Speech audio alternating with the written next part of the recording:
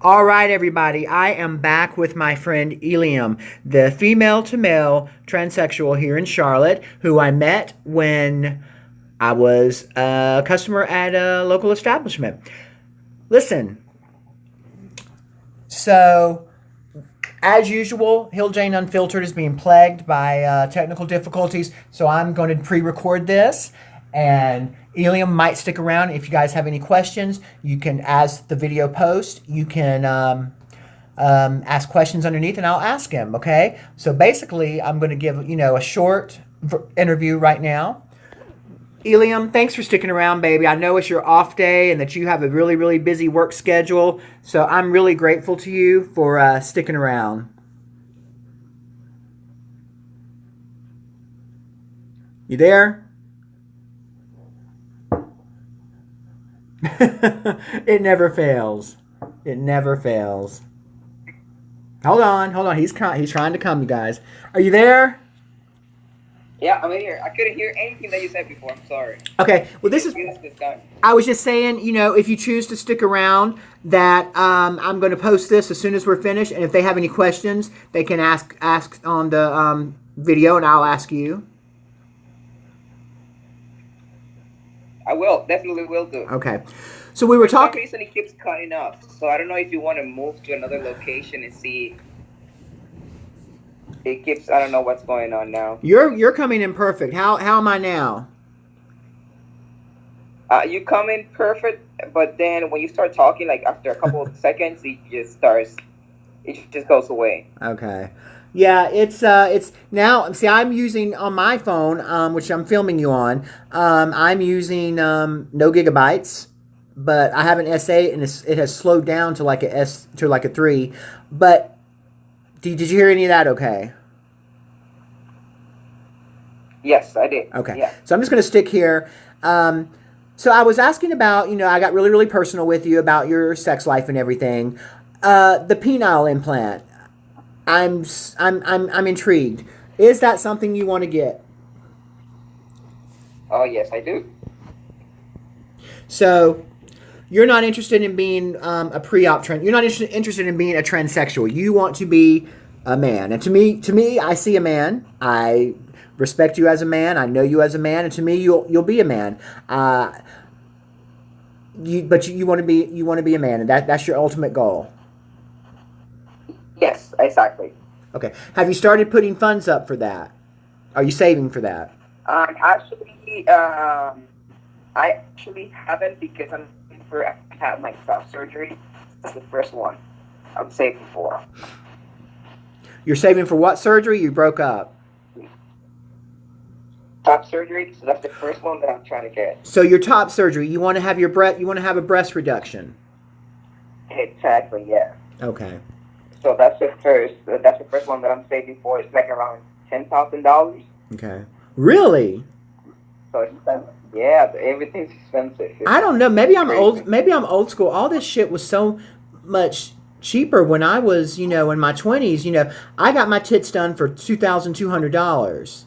And that was wow. Yeah. Well, it was also under the table. I got it done by a doctor who lost his certification. Yeah. So a lot of us girls in Atlanta, that's the route that we went. And I have had some problems here recently. As I've gotten older, I've had some issues with them.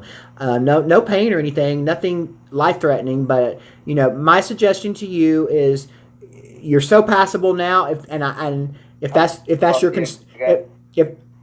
your concern about being passable, it works. I would not.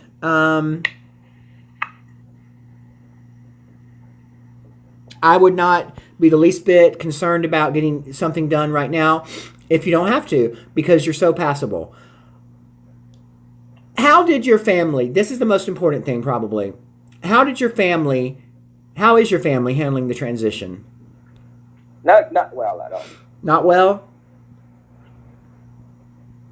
No. Like, my parents. Hold on. You're cutting out again. You're cutting out again. Hold on. This is okay. How are your parents handling the transition? All right. So they're not handling well at all. It has been a shock for them. So my parents and my two sisters are back in my country, and I have some family in Philadelphia, which I haven't seen since I started my transition. So everybody's just wondering what's going on with it. Yeah. They think I'm going crazy. Well, because you come from a Hispanic country, and my knowledge from years of dating Puerto Rican men and Hispanic gentlemen, my knowledge is they are extremely close. Family is everything to the Hispanic community. It's everything. It's life, and many of us are like that in America, but many aren't. So for me, like a little bit about me is that my transition, what I did, like you kind of, I moved away from South Carolina to Atlanta.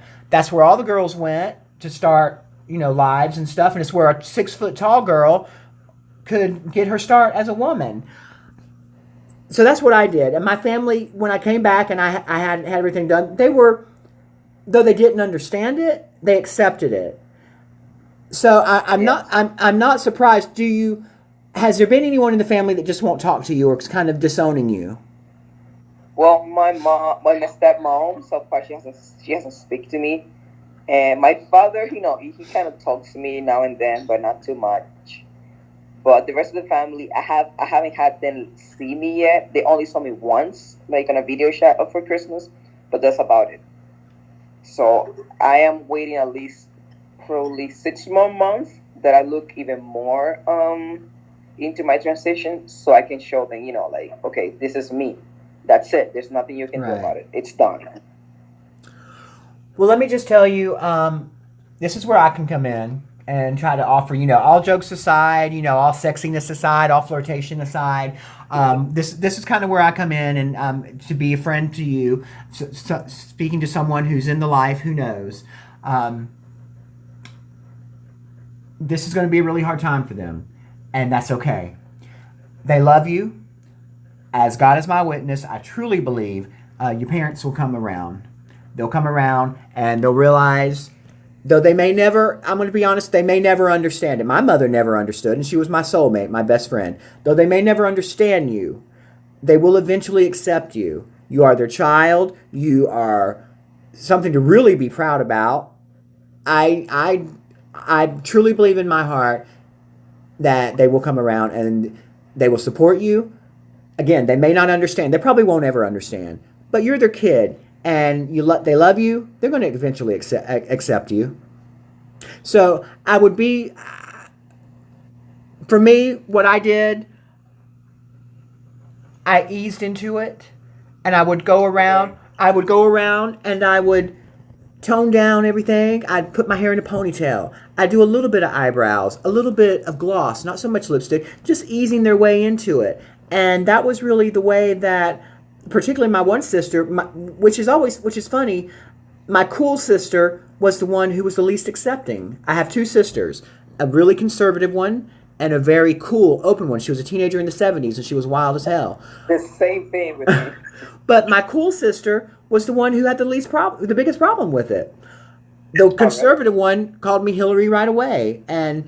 But to this day, my cool sister, she doesn't call me Hillary. She calls me by my birth name.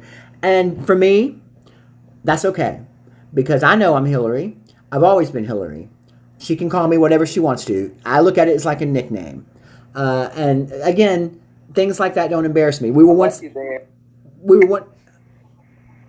What now? We're back.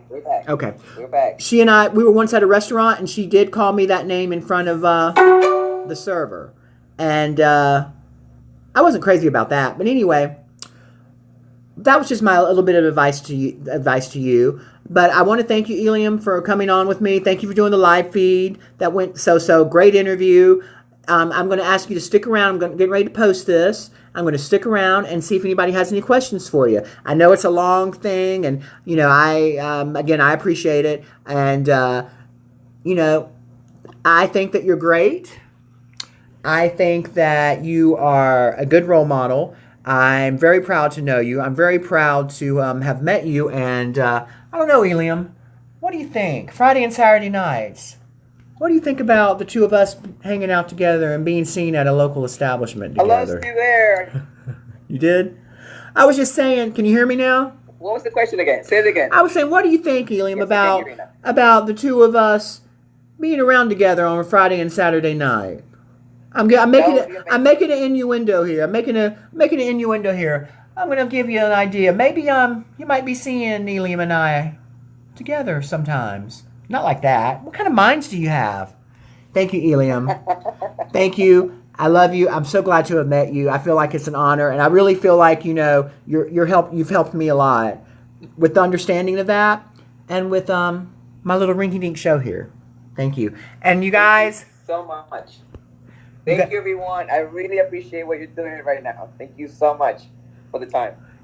Eliam told me to tell you guys, go out and get you some.